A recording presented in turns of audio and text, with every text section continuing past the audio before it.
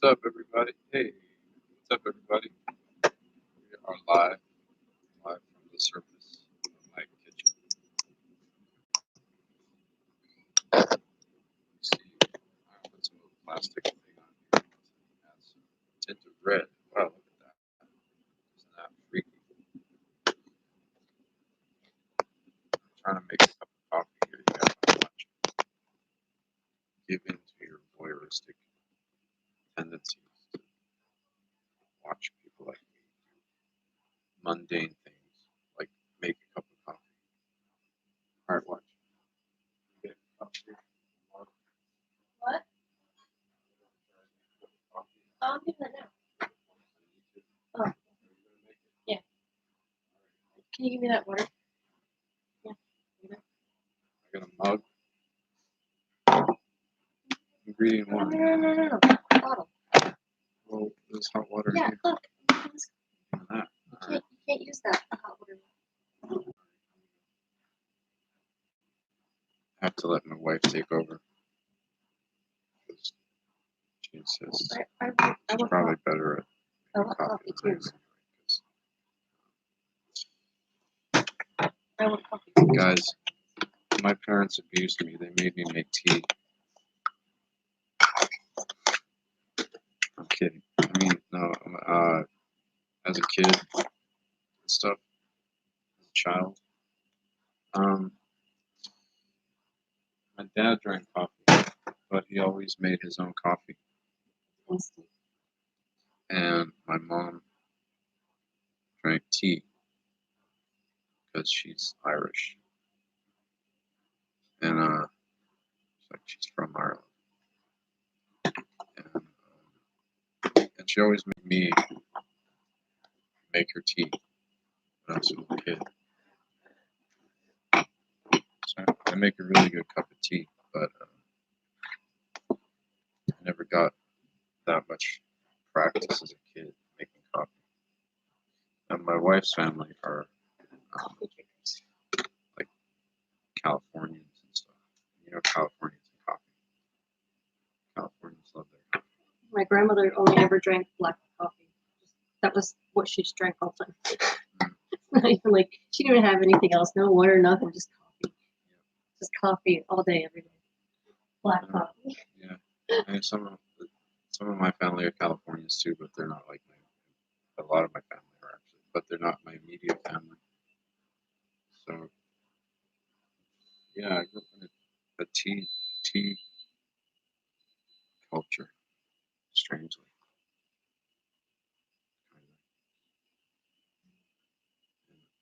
And then it's like a lot of New Englanders actually drink tea still, even though like the Boston Tea Party and stuff. I found like a lot of people who grew up in New England have like tea still. It's a big thing. Like old New Englanders and stuff, or like people who have recent family from Britain or Ireland, which there are it's quite a large population of like first generation Americans in New England with ancestors from like parents from Ireland, especially, or England or Scotland. I know a lot of people who I grew up with are the same as me. Parents from Scotland, parents from England, parents from Ireland. Like the town I grew up in, half the kids like have like Irish last names, and I'm like, "Are you Irish?" Like, you know, find out. Are you Irish or something? You're like, "Yeah, my mom's from like Galway or you know Kilkenny or Dublin or whatever." Or meeting kids with Scottish names. Are you Scottish? Yeah, my dad's from Glasgow. Like, what the hell? So, I might seem like a freak, you guys, to a lot of Americans in some ways, but like I'm just actually kind of typical of a lot of people from Boston that way, the Boston area. So there you go. There you have it. Especially go to like Dorchester or something in Massachusetts. Like everybody's Irish. Like literally everybody. It's like just 100%. Like a lot of Irish kids, Irish Americans who maybe at home their parents still hold on to their Irish culture, but then they go out the front door and they're in America. So it's like you have like two cultures in your life that are um,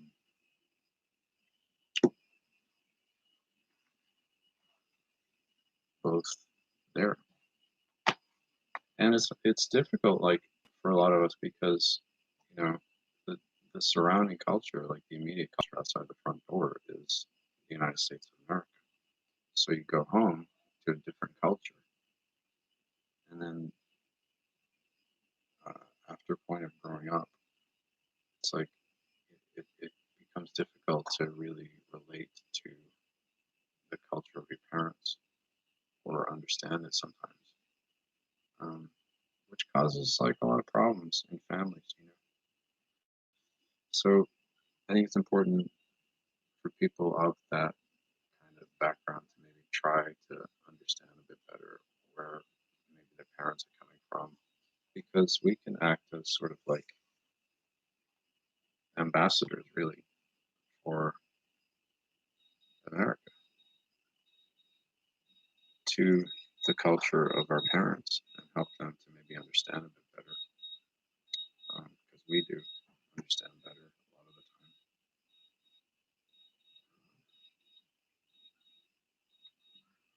But yeah, I guess that's something that's been on my mind a bit lately, and I wanted to talk about it and see if there's anybody else out there in the same boat. Maybe your parents are from Mexico or Asia. I don't know. Parents could be from anywhere.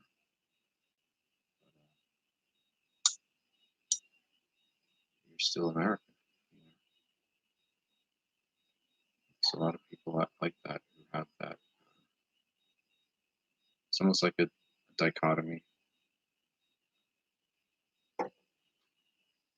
Like that you are still maybe technically whatever the whatever the place of origin of your parents is, like that's still part of you as well. But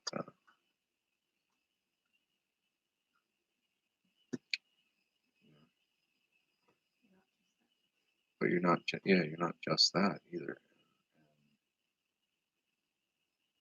Like it can get really mixed up sometimes to the point of where it's like you in many ways can transcend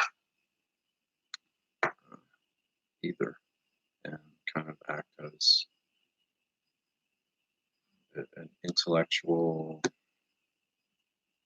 emotional, and even spiritual kind of bridge between. Yeah, I was just saying that, like between two cultures,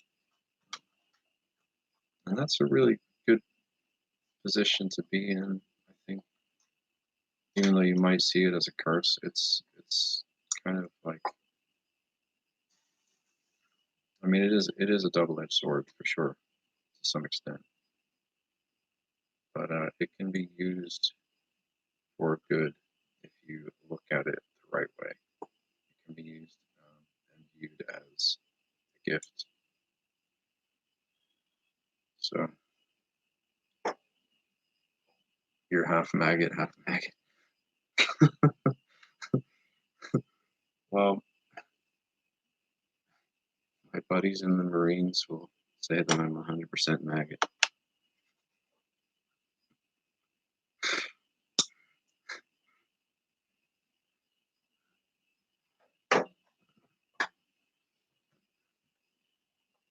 But yeah, kind of funny that way. So with coffee still being percolated. Uh, yeah, so any of you guys out there find yourself in that kind of position? I do. And because of also, it's interesting, like, I grew up a little bit in Canada too for a couple of years, like almost a couple of years. So, and it was at a very like formative age, so like 4 to 6. So I definitely identify with like Canadian culture as well. So I'm like made of European parts. I'm American, and culturally, I have like a kind of a Canadian-ish, somewhat perspective on things, which is I don't know. I don't really know many people like that, but I'm sure there are some, maybe one or two somewhere out there. I remember when I was a kid in Canada, actually, a little kid. Um, I was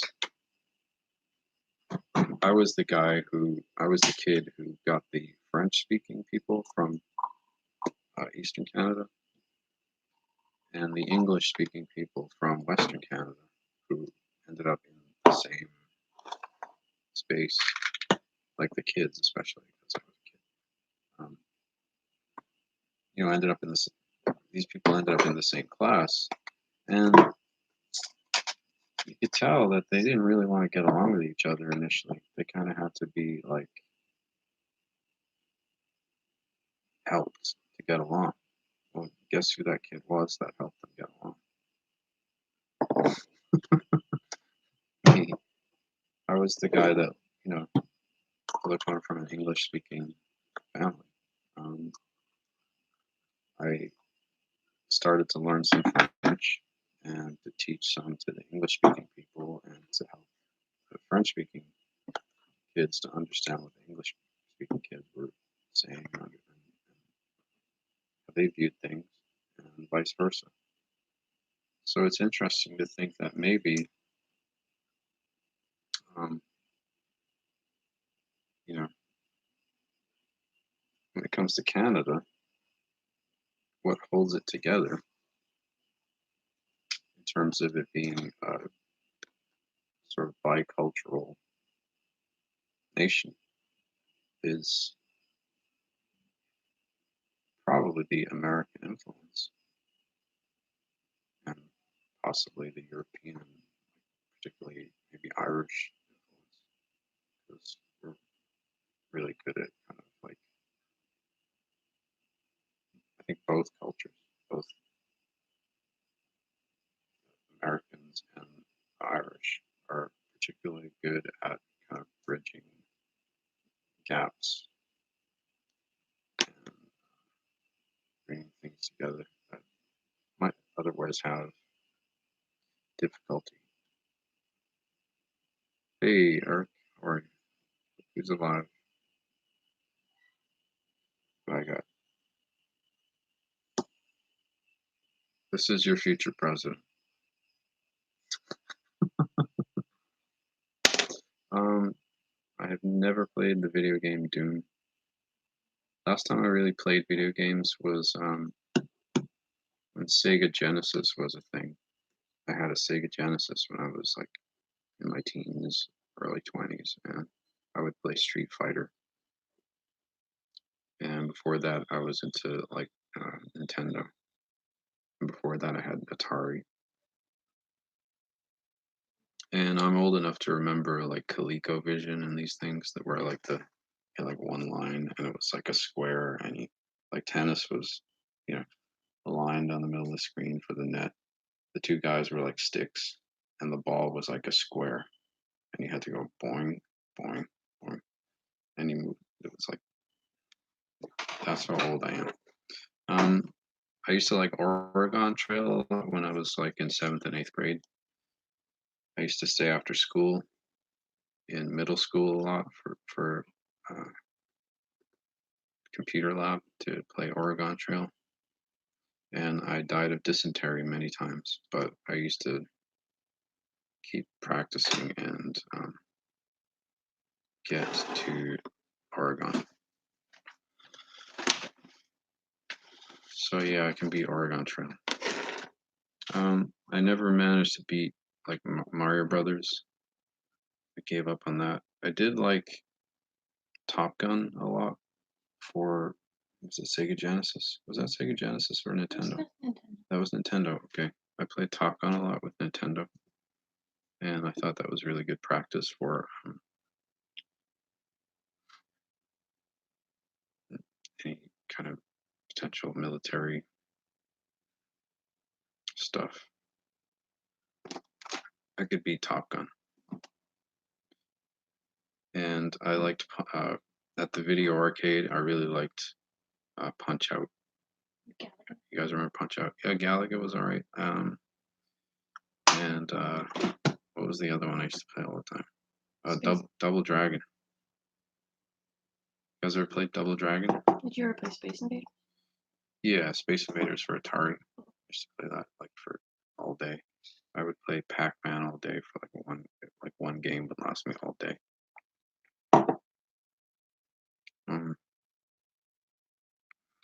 But no, I've never played the video game Doom. I don't think there's any other video games I was really into. Return of the Jedi for I've played like Duke Atari. Nukem. That's kind of like Doom, isn't it? Is that a real video game or Doom? Yeah. are you talking metaphorically here? Allegorically? It's a real video game. Okay. Doom, doom, doom, doom. Doom, doom, doom, doom. Whoa. Whoa, it's red. You can see your head moving.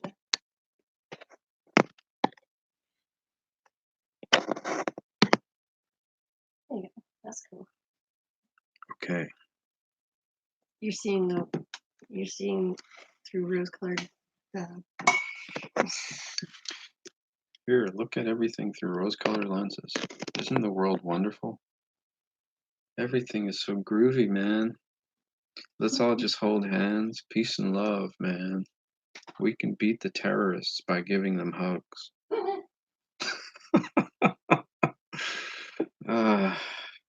You guys, you should know I am no hippie. I hope you understand that. I want things to be great, but I don't think the hippies have the right approach. I come from punk rock, and I was a baby when punk rock came out, but like, it really, like, it raised me, you know what I mean? Punk rock was my religion at one point. Yeah, Mars. Trump says we're going to Mars. We're going to plant the American flag on Mars.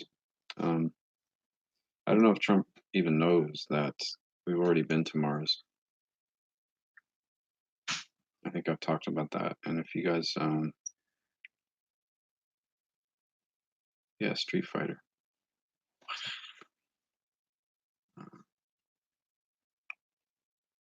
Trump says we're going to plant the American flag on Mars. Maybe he already knows that we've been to Mars and we're just going to make it official before long by actually putting a flag up there and taking cameras. People are even.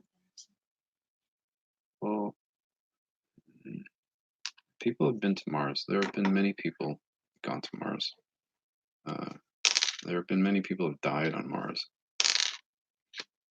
Tens of thousands of people have died on Mars. Humans from America and our surrounding countries who either volunteered to go, probably mostly volunteered, actually. Maybe a lot of them didn't really know what they were getting into, like myself. I mean, I was 6 when I volunteered, so how could I possibly know that I was going to Mars? And if I didn't have somehow already really good survival skills instilled in me from various things, I would not have come back more than likely because we were about to get eaten. That is no word of a lie. We were about to get eaten up there on Mars, and I think if not for me, 6-year-old me speaking up on behalf of us, the team that I was with, Barack Obama would have got eaten as well. So maybe I should apologize for that. I don't know. But that's a bad joke. But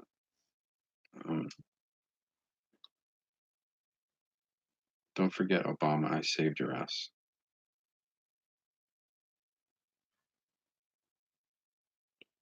And don't forget Andy Bishago either. I saved your ass. Okay? You guys took risks that you didn't need to be taking. Guess what? Little 6-year-old knew not to take risks. You guys don't know how to play safe. Play safe. Play it safe.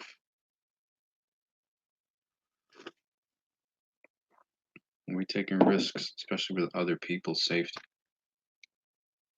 right? There's a 1% chance that something could go wrong. Don't do it. That's what you call intelligence. All right. And kids out there, don't trust grown-ups because they might take you to Mars. All right, this is Michael Macintosh. Over now.